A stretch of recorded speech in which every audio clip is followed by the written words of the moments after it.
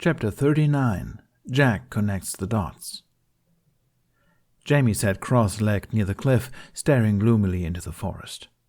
The twins had decided to leave because they were bored, because Astrid had snatched Jack, because the twins had decided to take matters into their own hands, and then they didn't have the decency to go after Astrid. They'd tried, they said, but Stormfly was a lot faster than Barf and Belch. When Jamie accused them of being intimidated by Astrid, Roughnut had refused, and Toughnut had started to admit that he was, before Roughnut had elbowed him into shutting up. And so they'd run off.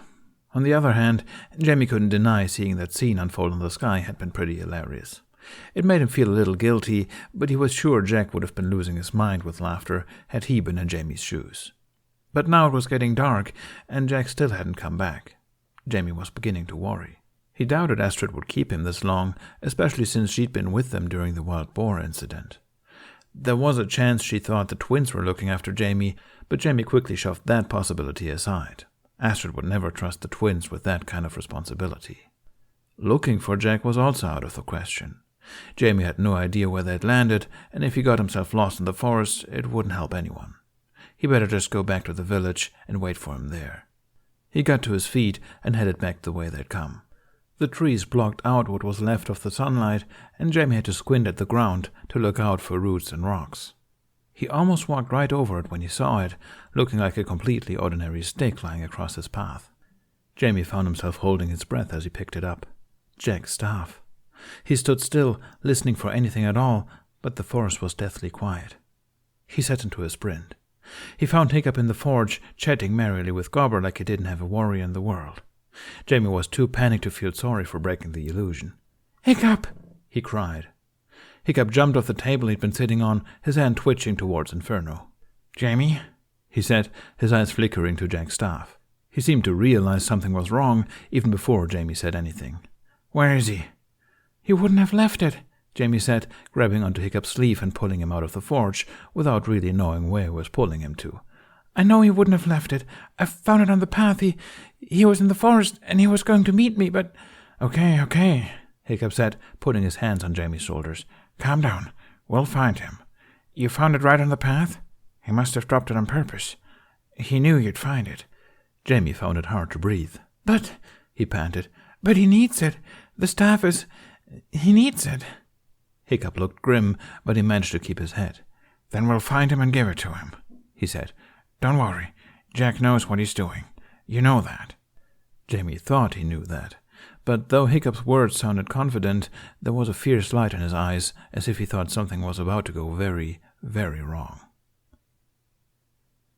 Jack woke up to the biting wind and whip-like snowflakes slashing his face. He moaned in pain, attempting to raise his hand to his head, but found he couldn't move his arm. It was only then that he realized he was rushing through the air, hanging down from the white talons of the Snow Queen's imitation of Toothless. A black forest rushed by beneath him, coming closer and closer, until Snow Toothless swooped down and dropped Jack unceremoniously into a snowbank. It took a few seconds before Jack found his balance. He pushed himself up, his body quaking from the cold. The air grew impossibly colder once he realized where he was. The Snow Queen's throne was empty, but judging by the seething pain along the side of Jack's face and down his neck and shoulder, it wouldn't be for long. He struggled to his feet, but he had no idea why. It wasn't like he had any chance of escaping. The clearing was eerily silent. Snow Toothless was gone. Jack imagined it had dispersed into snowflakes now that it had done its job. But he wasn't alone. The Snow Queen's statues stood as they had during his last visit. Jack had a sneaking suspicion there might be a new one standing with them soon, suspiciously Jack-shaped.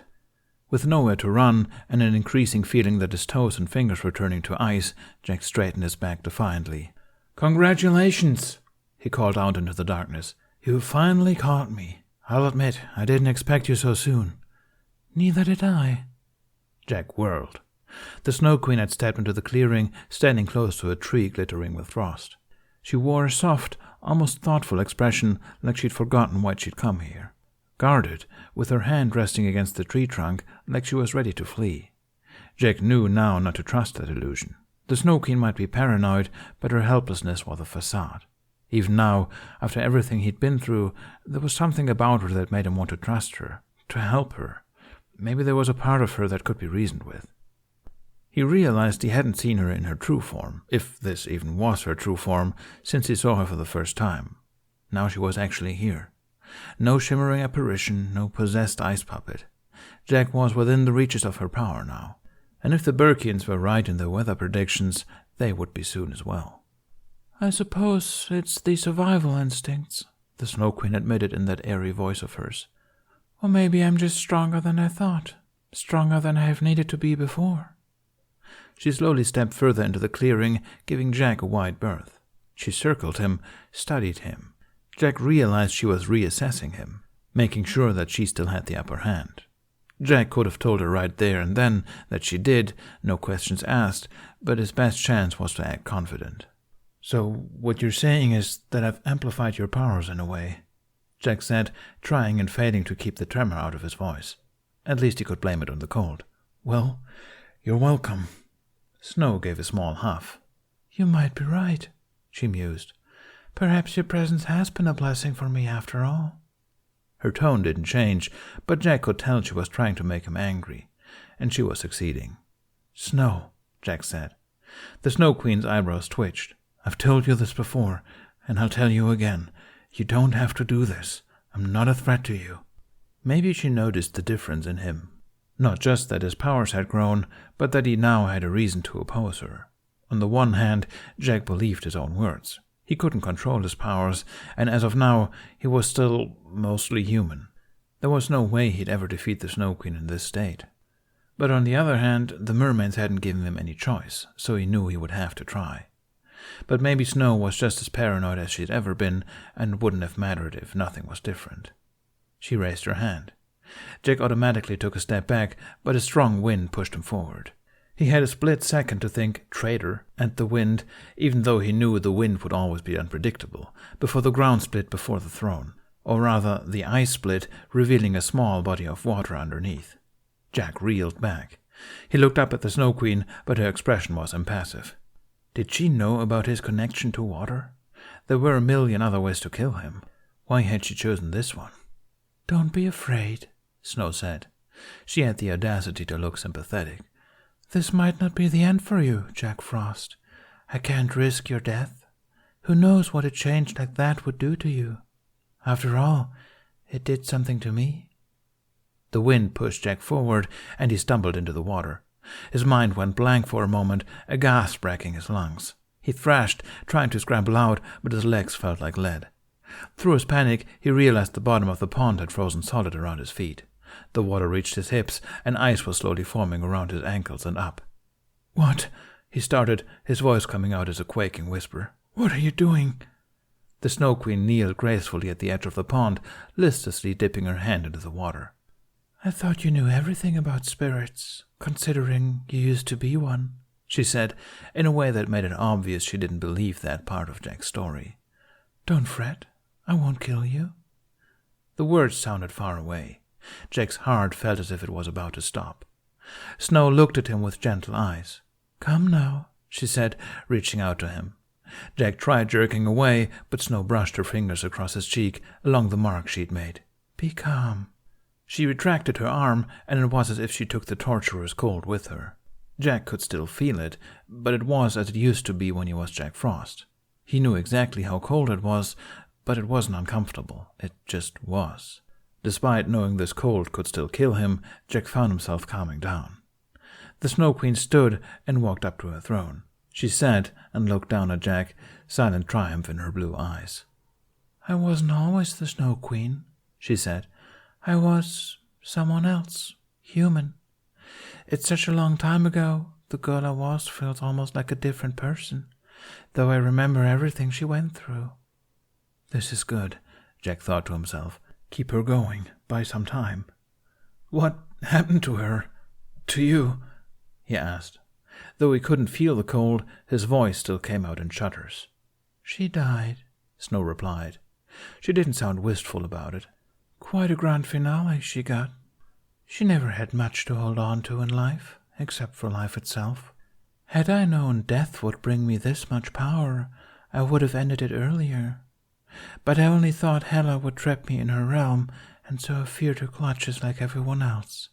The corners of her lips quirked upwards, and she let her gaze drift along the edge of the clearing.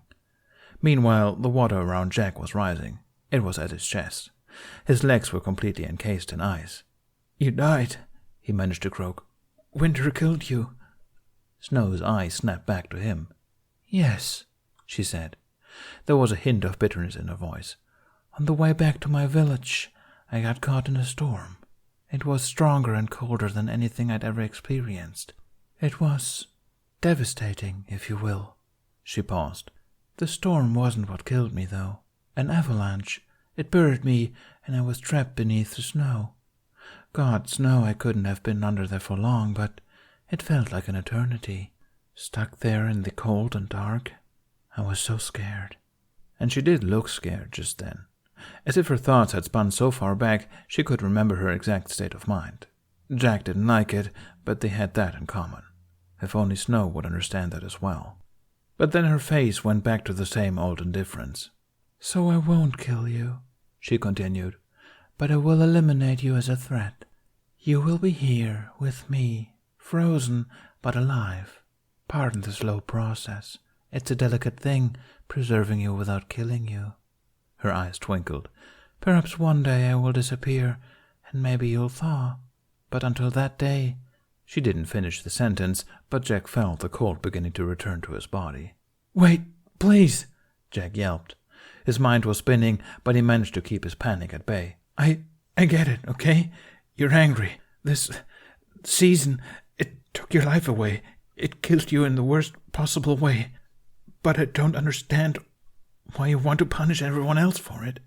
At that moment, the closest thing Jack had ever seen to amusement in the Snow Queen crossed over her face.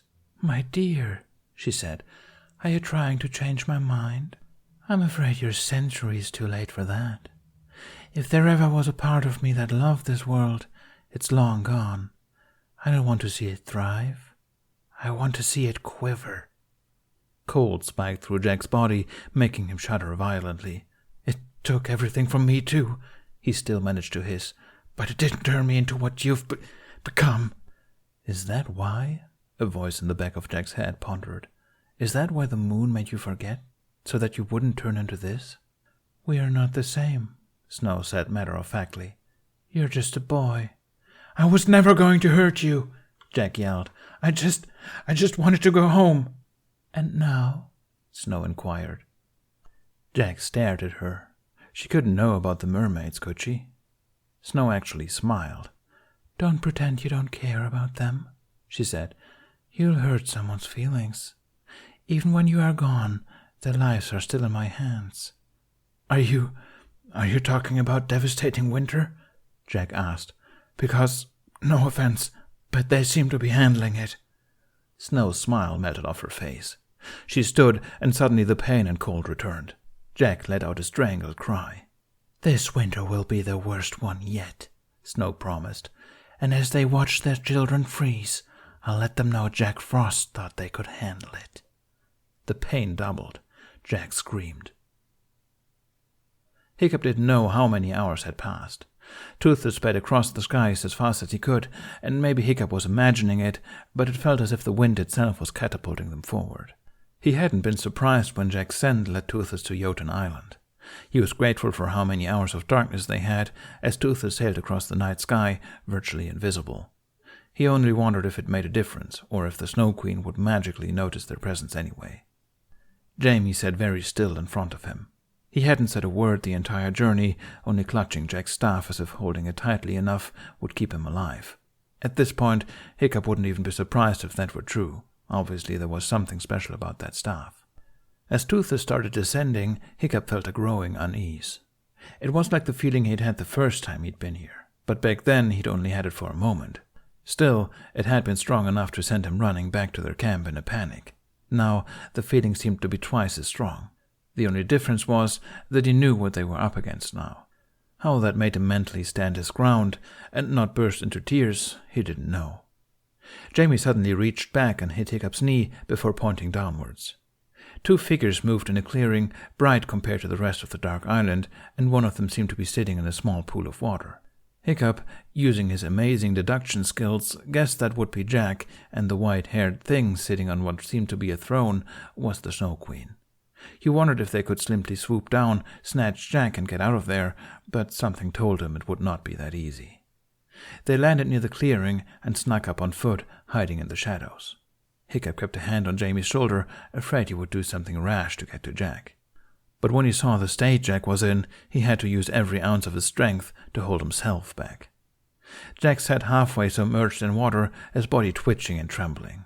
His skin looked like it was turning blue, and his posture was sluggish, like he was struggling to stay awake. Why wasn't he trying to get out of the water? It was killing him. But he just stared up at the Snow Queen. Hiccup followed his gaze. Despite everything, he was blown away.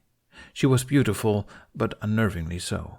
It said, "I am not human," in a way that rendered even the stark white hair, glittering skin, and piercing blue eyes unnecessary. Hiccup felt as if he was looking at a goddess. Out of all the beings they'd encountered, it was clear why this entity was called the Snow Queen. Power billowed off of her, and Hiccup felt so small. She was talking. At least her voice was familiar. It was a little less uncomfortable hearing it from her own mouth than from the Jack puppet. Her eyes drifted peacefully as she spoke, even going past their hiding place. Hiccup held his breath, heart in his throat. But the Snow Queen just kept on monologuing. "The storm wasn't what killed me, though," she was saying, her voice soft and dreamy. "An avalanche. It buried me, and I was trapped beneath snow. God knows I couldn't have been under there for long, but it felt like an eternity. Stuck there in the cold and dark. I was so scared." Hiccup felt sick. So she really had been alive once, but why was she telling Jack this? He couldn't imagine she was trying to gain his sympathy. The mere idea of it made Hiccup's chest flare with anger. "So I won't kill you," she continued, "but I will eliminate you as a threat. You will be here with me, frozen but alive. Pardon the slow process. It's a delicate thing, preserving you without killing you. Perhaps one day I will disappear, and maybe you'll thaw, but until that day—" "Wait, please," Jack said. He sounded so weak, smaller and more desperate than Hiccup had ever heard him. I get it, okay? You're angry. This season, it took your life away. It killed you in the worst possible way, but I don't understand why you want to punish everyone else for it." "My dear," the Snow Queen said, the barest hint of a laugh in her voice, "are you trying to change my mind? I'm afraid you're centuries too late for that. If there ever was a part of me that loved this world, it's long gone. I don't want to see it thrive. I want to see it quiver." Jack gave a choked noise, his body lurching forward. Beside Hiccup, Jamie pressed a hand over his mouth and grabbed onto Hiccup's sleeve, hiding his face against his arm. Hiccup stroked his back absently, his heart hammering in his chest. They had to do something, but they needed a plan. They couldn't just burst in there. "It took everything from me, too," Jack hissed, "but it didn't turn me into what you've become." Jamie shifted. In the corner of Hiccup's eye, he could see him look up at him. Hiccup just shook his head. He didn't know what Jack was talking about either. Maybe he was just biding his time. "We are not the same," Snow said. "You're just a boy. I was never going to hurt you. I just wanted to go home. And now?" There was a long pause. Then the Snow Queen smiled. It sent shivers down Hiccup's spine. "Don't pretend you don't care about them. You'll hurt someone's feelings. Even when you are gone, their lives are still in my hands." Hiccup's blood boiled, both with fear and rage. He hoped he was imagining the feeling that she was talking about him specifically. She knew about his feelings for Jack. She was mocking him without even knowing he was listening. Unless she did know he was listening. Then Jack said something that made Hiccup want to both laugh and scream, which, when he thought about it, was not all that unusual with him. Are you talking about devastating winter? Because, no offense, but they seem to be handling it." The Snow Queen stood abruptly. "This winter will be the worst one yet," she said, and though her voice remained soft, there was a deadly sharpness to it. "And as they watch their children freeze, I'll let them know Jack Frost thought they could handle it." Jack let out a guttural cry, and Hiccup couldn't take it anymore. He burst into the clearing, igniting Inferno, but before he'd even gotten close, Toothless shot past him. The air seemed to hiss, and the blast from Toothless's attack shattered the throne to pieces, but the Snow Queen was gone. "Hiccup!" Jack gasped, still not getting out of the water. "Behind you!" Hiccup turned around, only to feel the Snow Queen's cold hand around his throat. Her face was impassive, but there was a glint in her eyes. "I thought you'd never work up the courage, little warrior," she cooed. "Jack!" came Jamie's voice, and the Snow Queen's eyes moved away from Hiccup's. Her hand dissolved with the rest of her, and Hiccup clutched his throat, his windpipe making a rasping sound as he coughed. He whirled around to see the Snow Queen materialize in front of the pond, just in time to catch the staff which Jamie had attempted to throw at Jack. Jamie cried, "No!" Jack's eyes were white with shock. He shook his head, but couldn't seem to get a word out. The Snow Queen sent the staff a blank look. Hiccup didn't know why he expected something to happen, but nothing did. She looked at him and Jamie, tilting her head thoughtfully to the side. "I hoped you'd come," she said. "Let's end this game now." Toothless charged her, but the Snow Queen merely lifted a hand, and a shudder went through him, making him writhe the same way he had when he tried crossing the sea to the fairies' island. "No!" Hiccup ran at her even if he knew he stood no chance. "Hiccup, don't!" Jack started. The clearing exploded. Hiccup was flung backwards, landing hard on the ice. He looked up, struggling to focus. Everything was white and fuzzy. Some kind of wall of snow was suddenly in front of him. No, not a wall, and not snow. It was white and scaly and moving. Hiccup scrambled to his feet, unable to believe his eyes. Fortunately, the Snow Queen seemed to be in the same state of disbelief. She staggered backwards, her eyes wide as she stared up at the snow wraith that had barged in on their showdown. The snow wraith opened its mouth and roared. Hiccup felt it in the air, along with something else, something magical, though he couldn't pinpoint where it was coming from. Whatever it was, it made the Snow Queen turn into a cloud of snowflakes and disappear, taking Jack's staff with her. There was the sound of ice breaking, and Jack fell forward. Hiccup forgot about the snow wraith for a moment, rushing to him. He grabbed his arms and pulled him out of the water. Jack seemed barely conscious, but he managed to drag his feet onto the ice, collapsing against Hiccup. "Thank you," he rasped. "You found me." Hiccup tilted his face up, forcing Jack to look at him. Jamie found the staff," he said. "You dropped it on purpose, right?"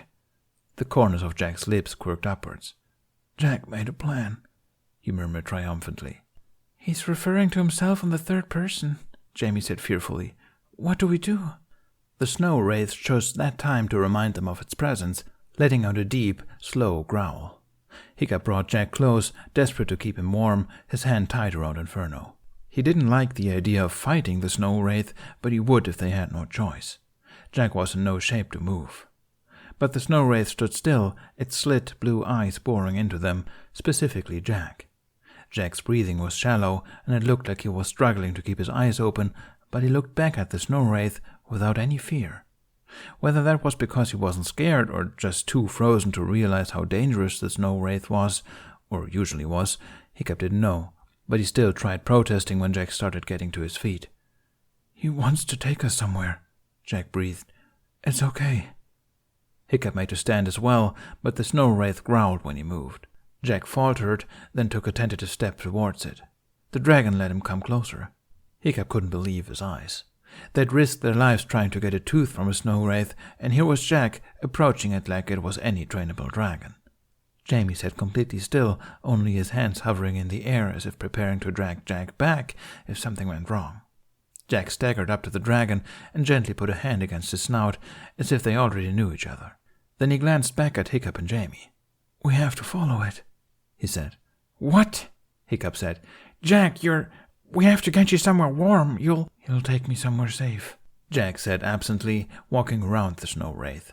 The snow wraith lowered himself down, inviting Jack to climb onto his back. "I can feel it." Hiccup slowly got to his feet, inching towards Toothless. "You can feel it?" he repeated. "You said yourself you can't feel magic. Jack, wait, please." Jack stopped just before he made to hoist himself onto the dragon's back. He looked back at Hiccup, and when he met his eyes, he seemed to sober up just a little bit. "But you feel it too, don't you?" he asked. He did. The tingling he'd felt when the snow wraith roared still hung in the air, but he was sure it wasn't coming from the dragon. It was just around them, like the dust settling after a fire. But if they didn't get Jack somewhere warm soon, the cold would kill him. It was a miracle he was still on his feet. "Trust me," Jack said, looking between Hiccup and Jamie. "We have to go. We don't have much time." And with those cryptic words, he shakily climbed onto the snow wraith's back.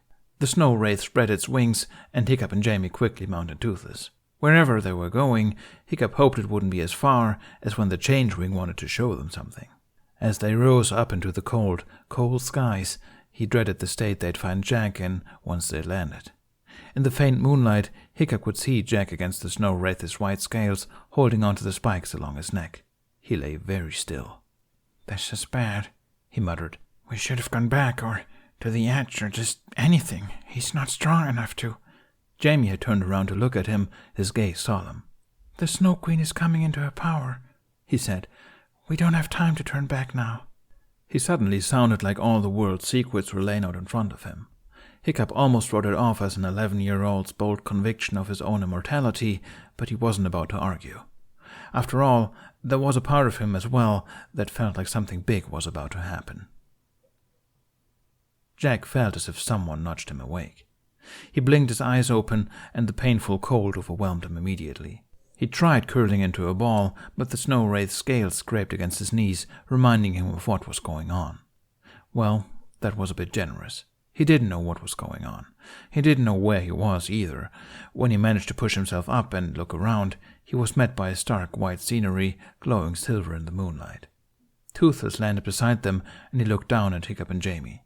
He nodded to them to tell them he was all right, but judging by their expressions, he probably looked closer to dead than alive. "Where is this?" Jack croaked through his shuddering. "Glacier Island," Hiccup replied, glancing nervously at the snow wraith. "I've been here before, but I didn't feel anything magical back then." A small mountain of ice and snow towered over them, a glacier. In the darkness it looked a bit like a castle. Between the snowbanks, something like a path was winding in the direction of the glacier. "There's something in there," Jack said. He was sure of it. And he was sure it wasn't just because everything else seemed very, very far away, like he was on the brink of drowning again. He slid off the snow wraith's back and landed inelegantly in the snow. He felt vulnerable without his staff, but he started trudging his way towards the castle anyway. Behind him, the snow wraith suddenly growled. He turned around to see that Hiccup had attempted to follow, but the dragon blocked his path. He sent Jack a panicked look. "You can't go there alone," he said. Jack had to admit he didn't want to go alone either. He didn't know why he suddenly felt like he understood the snow wraith's intentions, but looking at the dragon and looking up at the glacier, he knew he didn't have a choice. Whatever was waiting for him up there, it didn't feel like anything he'd ever felt before. And it wasn't like it felt entirely benevolent either.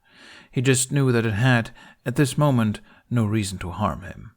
But it wanted to meet him. Jack could feel the pull of it, insisting he ignore his survival instinct and trust it.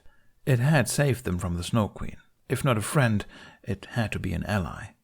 "I'll be back soon," Jack said, and ignored Hiccup's distress as he took a few steps backwards up the path. "Just stay here. Keep each other warm."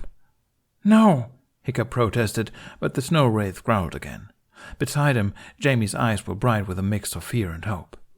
Jack could only send Hiccup an apologetic look before turning around and dragging his feet towards the castle-like glacier. For some reason, a reason he hoped wasn't some kind of ominous mind control, he wasn't too worried about why this entity wanted to meet with him in private. He had a feeling it was for the best. The natural path turned a corner, blocking him from the others. The hill sloped downwards, and Jack had to walk slowly to keep himself on his feet. He tried not to worry about how the snowbanks got taller around him and how the moonlight slowly faded away.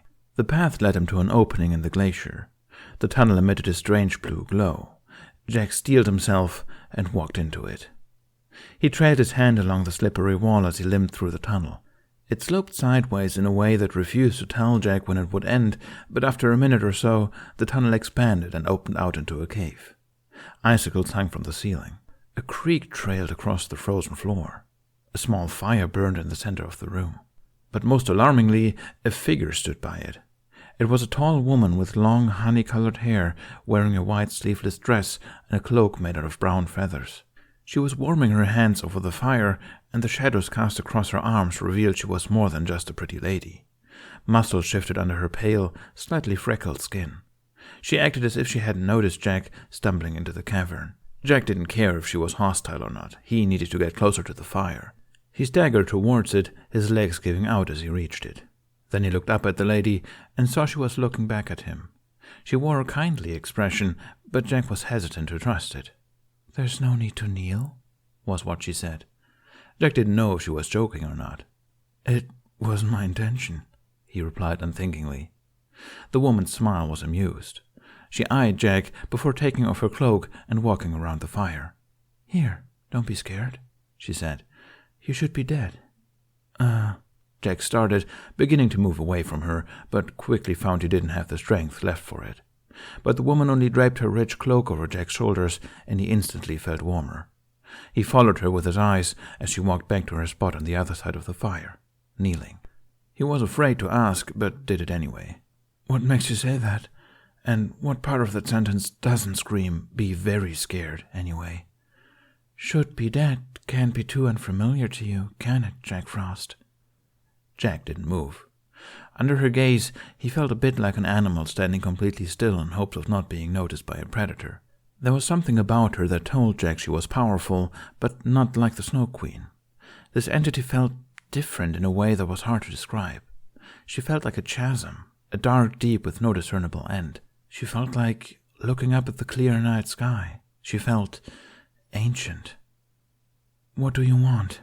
Jack asked. The lady lowered her gaze into the flames, tilting her head to the side as if she was listening for something. "I've been waiting to meet you for a long time," she said. "It's not easy to come here anymore, but it's time now." "Are you going to hurt me?" Jack asked, because he didn't have the energy to figure out the clues. Besides, if she were going to hurt him, Jack didn't stand a chance. However, the feeling from before was still in the air around him, telling him this woman meant no harm. She smiled, and there was something sad about it. "No," she replied. "I'm here to help in any way that I can." Jack peered at her and huffed weakly. "That's a first." "I must say, you have a peculiar aura around you," the lady continued. "Part human, part spirit." "You feel peculiar as well," Jack retorted, not liking the way she was studying him. The fact that she knew about Jack Frost made him feel uneasy, but he couldn't say he was surprised. Maybe the mermaids had snitched on him. "You don't feel like anything I've ever met. Not that I've been able to feel anything magic at all lately, but even before this." He trailed off, an impossible thought coming to mind. In the same second, he noticed how much better he was feeling, as if the cloak was healing him. When he exhaled, it came out as mist. He hesitated before deciding to just go for it. Hiccup and Jamie were waiting outside, and he didn't have time to be anything but direct. "Are you Air?" He remembered what Astrid had told him, back when his injured wrist had healed abnormally fast. "Air must be looking out for you." The lady laughed. It was a wonderful sound. It reminded Jack of wind chimes, but it made heat rise to his cheeks. He decided he didn't want to make a fool out of himself in front of her, which was a strange feeling since he usually didn't mind doing that in other situations. "No," she said again, "but you're getting closer." "But you're It was hard getting the word out. Jack's whole body felt tense, a fire coming alight in his chest. Horrible, horrible hope. You're a goddess, aren't you?" A big part of him expected her to laugh again. There was no way he could be that lucky, was there? But the lady smiled, almost mischievously, and nodded once. Jack had gotten to his feet without even realizing. He stared down at the woman, the goddess, wondering if this was a dream or a trick. You said you wanted to help me," he said. He felt breathless, his heartbeat painful against his ribs. "You're a god, you're more powerful than she is. The Snow Queen. You can stop her, and—" He trailed off when the goddess got to her feet as well and realized it might not be a good idea to demand anything from a deity. But she didn't seem angry. The sadness from before remained. Jack folded his hands nervously, wishing he had his staff. "My friend, he's very sick," Jack said. "The fairies cursed him, and I was told it was lethal. But you're a goddess. You're more powerful than them, right? You healed me just now. You can heal him too." The goddess averted her eyes, looking into the fire again. "I'm afraid it's not so simple, my friend," she said. Jack shook his head. He couldn't give up now that he'd found an actual god, despite thinking it was impossible. This had to be it. It had to be the solution to everything. "Why not?" he asked, and almost took a step into the fire in his desperation to get to her. I don't know what to do. I can't defeat her, and I can't let him die, and I don't want to abandon my duties back home, but—" The goddess met his eyes again, and his words got stuck in his throat. He took another shaky breath. He knew he must look like a child to her. "You were supposed to be my other way," he managed. "I don't want to leave." "I know," the goddess said. Jack hated her mournful expression. He hated how she managed to smile through it. "I want to help you, I do, but as gods, our powers aren't what they used to be. Even now, most of us are fading." "But people still believe in you," Jack argued. He gestured towards the tunnel entrance. "Hiccup is right outside. He believes in you, whoever you are." It was an invitation for the goddess to introduce herself, but she just kept smiling in that melancholy way of hers. "I am not a spirit," she said. "That is not the nature of gods. We have our lives, long lives, but even they come to an end. In my prime years, you're correct, I was more powerful than the Snow Queen is now, and every other spirit residing in this world. But our era is coming to an end. I know there will be a time when we disappear completely. I've seen it." Jack felt hollow. You've seen the future?" The goddess nodded. "The Vanir were the ones who pulled you out of time, Jackson Overland," she said. "The entity you fought, it didn't mean to put you here. But when such a powerful winter spirit happened to appear within our reaches, well, we needed help." "We?" Jack repeated. "My help? I don't even have my powers, not properly, at least." The goddess narrowed her eyes doubtfully, as if Jack had told her a playful lie. "As the gods fall, the spirits rise to power," she said. "In the future, they'll be the primary force of magic in the world. It might be a wonderful world, or it might be a terrible one. It all depends on which spirit assumes the throne." "The Snow Queen," Jack said. "Are you saying you purposefully put me here, in order to fix this for you?" "Not me specifically," the goddess said. "For the future of magic's sake, we needed someone powerful enough to rival the Snow Queen. It was the Vanir who got the idea when they saw you in the space in between time. But after getting to know you, I took a liking to you. You have something very special inside, Jack. You doubt yourself, I know, but what you have is enough. It is extraordinary." "Skadi," Jack said. "The mermaids told me to go up north to Skadi's realm. You're her." "I understand why you might think that," the goddess said, her eyes twinkling in the firelight. "Winter is close to your heart. But no, I am not Skadi either." Jack was frustrated she didn't just tell him, but he could sense she enjoyed this guessing game. He racked his brain for any more goddesses Hiccup or anyone else had mentioned, but he couldn't figure out why anyone but the goddess of winter would take interest in him. He was a winter spirit. Or used to be, but still, it was the only thing that made sense. "Well, my friends are waiting outside, so I don't really have time for this," he said, hating the way his voice came out sounding so angry and disappointed. But that's what he felt. For once, he'd thought the impossible had happened, and luck was finally on his side. He'd gotten his stupid hopes up, only to have them broken again. He tried not letting those emotions get to him, but he could feel tears stinging behind his eyes, threatening to emerge. "If you really have something to help me with, then please, go ahead." "Yes," the goddess said, "I might. Some magic for your crystal pieces. I need something from you first, though. A small sacrifice, if possible." She gestured at the fire. Jack took a step back. Sacrifice?" The goddess let out a very ungodly giggle. She had such a pretty face, Jack found it hard to stay angry at her. "Nothing like that," she said. "A valuable object will suffice. Something that's valuable to you. The first gift from a loved one, perhaps." "The first?" Jack started, his brows knitting together. He thought about Jamie's drawing, but he knew it was still somewhere back on Berg. Besides, he'd never want to throw that into a fire. Then he thought about the other gift he'd received, the satchel hanging from his waist. But he needed the satchel, and anyway, that wasn't the first gift he'd received from Hiccup, was it? He thought about that first day. The image of Hiccup, just a stranger at that point, was clear in his mind, along with the thrill of meeting his eyes, being seen by him. It was as if he had already understood back then that that memory was something he had to hold on to, something to treasure.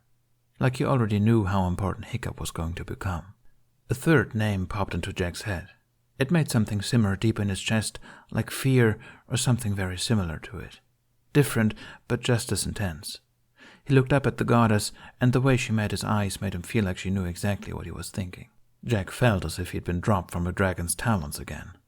"That's why," the goddess said gently. "Why I've grown so fond of you, Jack. You'll do anything for them, and you do know how. You just have to be honest with yourself first." Jack found himself slowly sinking to his knees again. The fire seemed to burn brighter, blinding him, but he kept staring at it. He started shaking his head. "It just makes it worse," he whispered. "It just makes it worse." "Do you really think so?"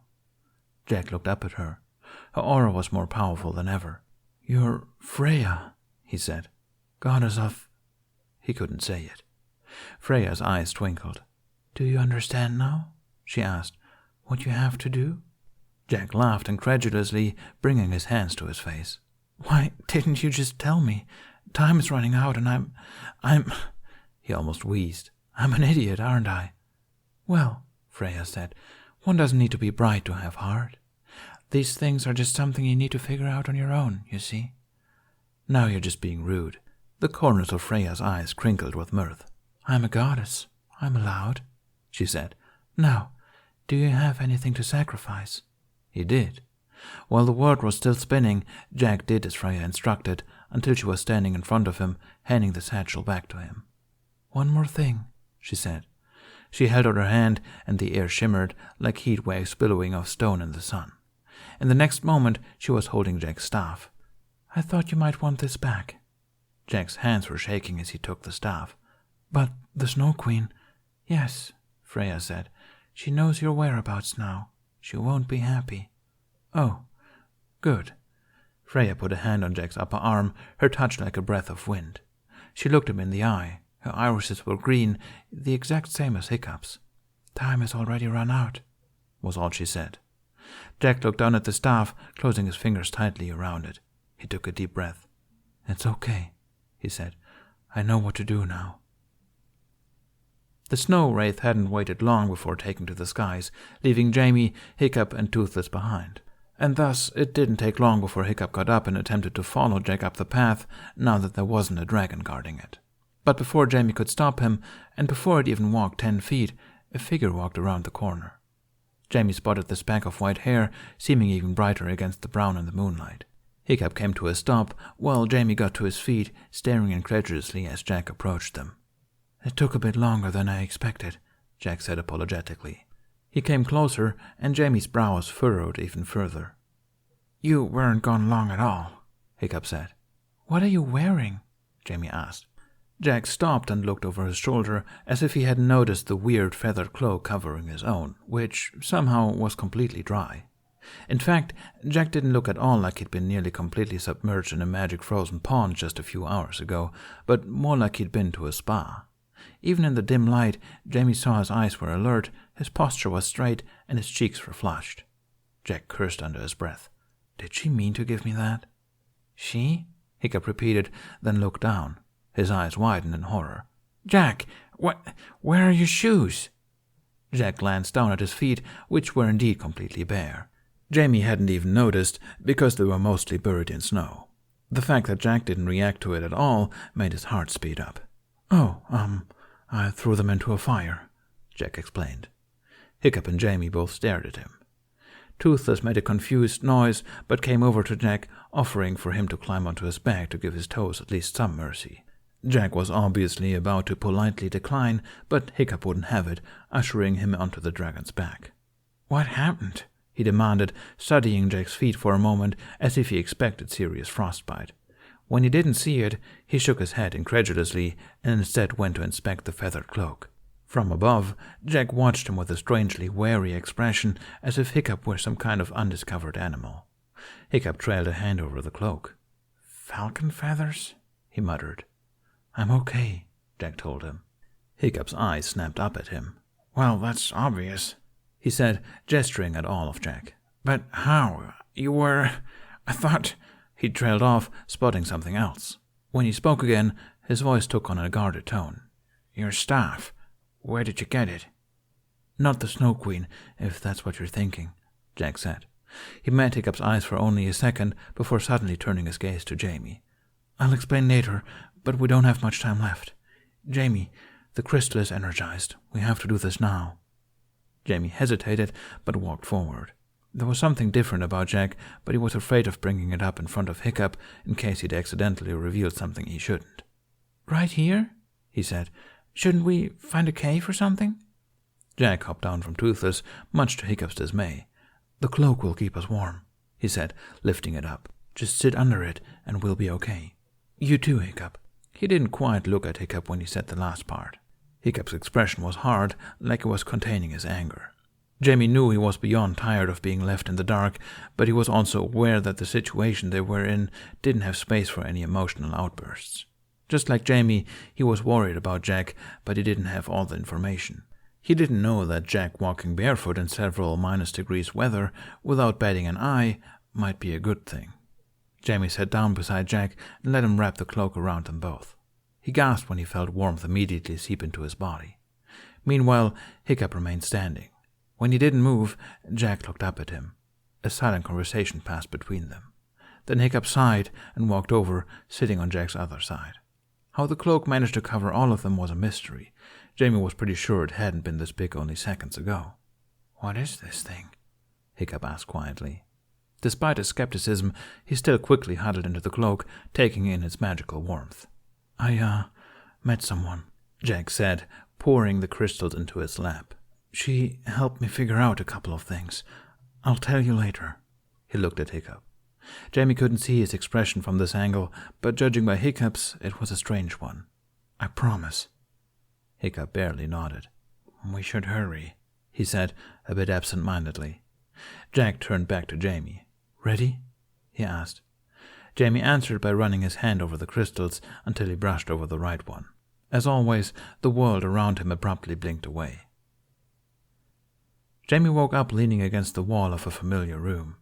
Along the walls, framed pictures hung, some in colors, some in black and white. There were paintings as well, and underneath them were small placards, providing the paintings' titles, artists, and history. On shelves and commodes and tables stood several curious objects and trinkets, some sculptures, some of them even encased in glass. If Jamie didn't know better, he'd think they'd appeared in some sort of museum. A young boy suddenly burst through a door and into the room, ran past them towards the living room that screamed, old people, complete with embroidered tablecloths and flower-patterned pillows. The young boy was Jamie himself, except he was 4 years old. "Gods!" Jack's voice came from beside Jamie, and he turned to see him follow little Jamie with his eyes, wearing a wobbling smile like he was barely containing a laugh. "Is that you? Where are we?" Jamie's cheeks felt warm. "My grandparents' house," he replied, ignoring Jack's grin when little Jamie jumped onto the couch and stared at the window, bouncing up and down like an excited puppy. "I feel like I remember this. This is the day Sophie—" He was interrupted by himself. "I can see them!" little Jamie yelled, slamming his palm against the window. An old woman walked into the room from another door, the kitchen door. The smell of her cooking almost made Jamie tear up. What he wouldn't have given for a tasty meal right now. Jamie's grandma wobbled across the room. "Jamie, don't touch the glass," she said in a patient yet stern tone. "Remember what I told you." Little Jamie plopped down into a sitting position, grinning at his grandma. "Sorry, this house is as old as you are." Grandma huffed a laugh, ruffling Jamie's hair. "Cheeky, just like your mother," she chuckled, and peered out the window as well.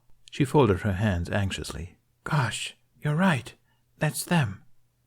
"Huh," Jack murmured. "I wasn't aware she was your grandma." Jamie looked up at him in surprise. "You know her?" "I've lived here for 300 years, Jamie. I know just about everyone." Jack looked around the room. "I often saw her around the library. Doesn't surprise me her house looks like this." My grandparents were big history nerds, Jamie explained. They kept telling me stories about Burgess's history. Grandma still does. I don't understand how she remembers all of it. Jack sent him an amused smile. I'm sure she'll say the same about you and your aliens and Bigfoots, he told her. Just then, the front door opened and a hush fell over the room. Jamie's mom and his grandpa came in, Grandpa holding a pink bundle. Little Jamie got to his feet, walking over to them with his eyes wide and his mouth agape. Joyce smiled at him. She had heavy bags under her eyes, and she leaned on her father for support as they made their way over to the couch. Grandma quietly leaned over, peering into the bundle. She said, her voice choked up. Look at her. Come on, Joyce said to Jamie, patting the spot beside her. Quietly, she's sleeping. Little Jamie tiptoed across the floor and sat down as Grandpa carefully lowered the newborn Sophie into her mother's arms. Jamie walked around the table, looking over his own shoulder. Resting on Sophie's tiny chest was the crystal. Jack, Jamie whispered, forgetting that he didn't need to be quiet. He kept staring at his mother and sister, but when Jack didn't answer, he turned around. Jack stood at the other end of the room with his back to Jamie. He was looking at one of the objects encased in glass, completely unmoving. Jamie glanced one last time at little Sophie before he walked across the room to Jack. Jack wore a strange expression. Jamie recognized it as the one he always got when he remembered something from his past. Eyes wide and glassy, lips parted in soft wonder. He was looking at an old wooden miniature castle. Jamie had always thought it was some kind of dollhouse, but he'd never understood why his grandparents were so intent on keeping it. It looked like it was falling apart. Grandma told me it's a miracle it's still standing, Jamie found himself saying. Not much is known about it, though. It's a few 100 years old, apparently. He looked up at Jack, trying to read his expression. He looked far, far away. She said it was crafted by her great something grandmother or something? Jack's laugh wavered. There was a gleam in his eyes. That's incredible, he breathed, trailing a trembling hand across the glass. Jamie put a hand on his arm. Is something wrong? He asked. Jack didn't immediately answer. He closed his eyes for a moment before kneeling so he was closer to Jamie's height. His gaze was intense, but his voice was calm. Her great something grandmother didn't make this, he said, but her great something grandmother had a brother. He made that castle for her. It felt like a whole minute passed before the information fell into place in Jamie's head. It just seemed so impossible, but Jack's eyes gleamed with confidence. He'd been there 300 years ago when the castle was built. Jack built it. But that meant... We're related? Jamie croaked. Jack's lips split into a grin. But are you sure? Jamie asked, an unsteady laugh escaping him. Jack laughed as well, pushing some hair out of his face. To be honest, I thought about it before, he said, but I didn't have any proof. All I had was her memory, Emily's memory, and a feeling that always pulled me back to Burgess, to your family, to... His voice broke off. To our family, Jamie finished. Another laugh bubbled out of him, and in the next second he'd thrown his arms around Jack. Jack barely had time to get over his shock and hug him back before Jamie pulled away again and stared at him. I'm related to Jack Frost, he gasped. That's so cool. Jack's eyes were rimmed with tears, their corners crinkled with joy. Jamie thought his own eyes might be shimmering as well. Yeah, it's pretty cool, he agreed. They stared at each other with mutual astonishment for a few seconds before the cry of a baby split the air. They turned to the living room. Joyce gently rocked the bundle in her arms, hushing Sophie with a smile on her lips. It's with Sophie, Jamie said. The crystal. Jack got up, and together they walked over to the little family. Jamie found himself glancing up at Jack, and then at his mother, and even his grandparents, searching for resemblances. He didn't know if it was his imagination that he saw them. The same shade of brown hair, the same hazel eyes. Jack even shared Jamie's grandpa's gangly shape, just like the boy they'd seen at the 1920s party. Tentatively, Jamie put the pieces together. Jack and his sister Emily found the crystal first. Emily, who Jack had implied several times had similarities to Jamie, had even been sick at the time, just like Jamie when he saw the crystal for the first time. Before Emily and Jack had the chance to touch the crystal back then, the cave collapsed, but the time fragment remembered. 300 years later, Jack and what the time fragment must have thought was Emily came back. As they were thrown back in time along with the broken pieces of the crystal, its shards landed in different points in their lives. Except all that Emily and Jamie had in common was that he was her descendant. All the scenes they'd found themselves in that they couldn't recognize, they were key moments in the lives of Jamie's ancestors. Time was confusing. Magical time fragments maybe even more so. Maybe being tossed around by it would give one a sense of what was going on inside the mind of a creature like that. Whatever the case, Jamie was positive he was right. In the midst of this revelation, Jack had reached over and trailed a ghostly hand across little Sophie's round cheek. She abruptly stopped crying and instead opened her eyes. It looked as if she was staring right at Jack. "Hi there," Jack cooed. "See you in 7 years, Sophie." And he picked up the crystal. Jamie blinked his eyes open. Half his face was pressed against Toothless's side. The other was covered by the feathered cloak. He sat up, first meeting Hiccup's eyes, who looked back at him with a silent question on his face, and then at Jack, who was staring blankly ahead. Then he turned his head and looked back at Jamie. They both burst into incredulous laughter. Jamie hooked his arms around Jack's shoulders again. It felt as if electricity was charging through his blood, as if he could feel a change in himself just by knowing who Jack was to him. They'd gone so long pretending to be brothers, Jamie had gotten awfully comfortable with that role, and that alone had taught him it wasn't that important to share blood in order to be family. But still, knowing that there was another connection there, knowing that Jack's sister, who he'd loved so much, had gone on and lived a good life, started her own family, gotten grandchildren and grand-grandchildren, and... Jamie pulled back, a wave of guilt suddenly crashing over him. For a moment, he forgot that Hiccup was there as well, and he switched over to English. I'm sorry, he said, the words spilling out uncontrollably. I told them. I've been telling them so much. Brand, Anders, and Hildur. They know about you. They know about Jack Frost. It's my fault you're changing, isn't it? Jamie, Jack laughed. There wasn't a single trace of anger in his expression, not even disappointment. He shook his head before hugging him again. Don't be sorry. You've done the right thing. You always do. He pulled back, and when he did, his face had turned determined. I need all the help I can get. In fact, he turned to Hiccup, who had just been watching them patiently, as he always did whenever they came back from these visions. Jack got to his feet, which, since they were all wrapped in his new cloak, forced them all to get to their feet. Again, when Jamie looked at the cloak, he was sure there just wasn't enough space to wrap more than a single person, and maybe a small child, into it. Hiccup, he said, Jamie needs Toothless. He has to go back to Berk. Hiccup stared at him. Then he looked at Toothless as if asking him for backup. Sorry, what? I need you here, Jack said, but Berk needs to be warned. If we can't stop the Snow Queen in time, this devastating winter will be the worst one yet. Jamie's stomach churned nervously. Jack seemed to notice because he kneeled in front of him again, putting his hands on his shoulders. Your power of belief is the strongest the Guardians and I have ever felt, Jamie, he said. I know you can do this. Talk to your friends, rough and tough. Nothing will bother you on your way back. Here. He took off the feathered cloak and handed it to him. This will protect you. Jamie carefully took the cloak. Seamlessly, it seemed to shrink to Jamie's size. Whose cloak even is this? He asked. Jack opened his mouth, hesitated, and closed it again. Someone we can trust, for once, he said.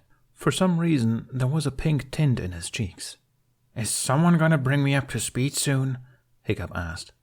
Jack gave a weird laugh. He cleared his throat and straightened up, turning to Hiccup. Very soon, he told him. But first, Jamie needs Toothless.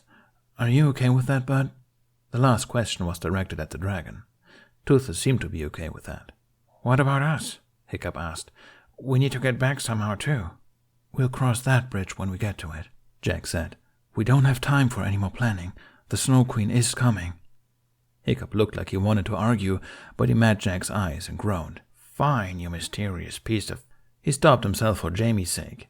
He closed his eyes for a moment, then sent Jamie a weary smile. You know you're a natural at riding dragons. Off you go. It's time to save the day, I think.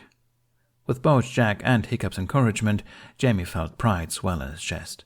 He grinned and jumped at Hiccup, hugging him tightly. Hiccup hugged him back, his smile more genuine when Jamie pulled away to look at him. Also, Jamie said, keep your eyes open, Hiccup. Hiccup blinked, but Jamie wrapped himself in the feather cloak and climbed onto Toothless before he could ask. Jack looked up at him. His gaze felt like a spotlight shining with pride. Jamie couldn't stop grinning.